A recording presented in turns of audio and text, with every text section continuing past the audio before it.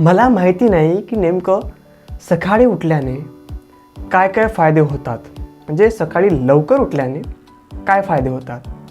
परंतु माझ्या अनुभवानुसार किंवा माझ्या या रोजच्या दैनंदिन सकाळी उठण्याच्या प्रयोगानुसार, प्रयत्नानुसार मला असं वाटत आहे की सकाळी लवकर उठल्याने फायदा असा आहे की आपल्यामध्ये एक शिस्त लागते.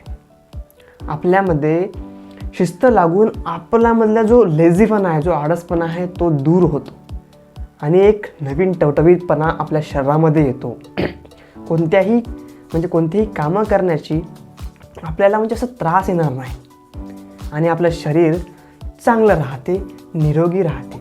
परंतु यासाठी आपल्याला रात्री लवकर झोपावे लागेल आणि चांगली झोप घेऊन, रात्रभर चांगली झोप घेऊन सकाळी लवकर उठावे लागेल.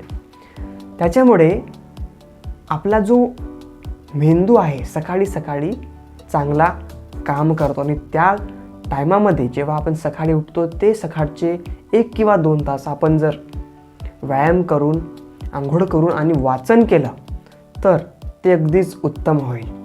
आणि जे वाचन होईल ते वाचन आपल्या माइंडमध्ये असं फिट होईल, असं ते आपण आत्मसात करू की ते कधीच आपण विसरणार नाही.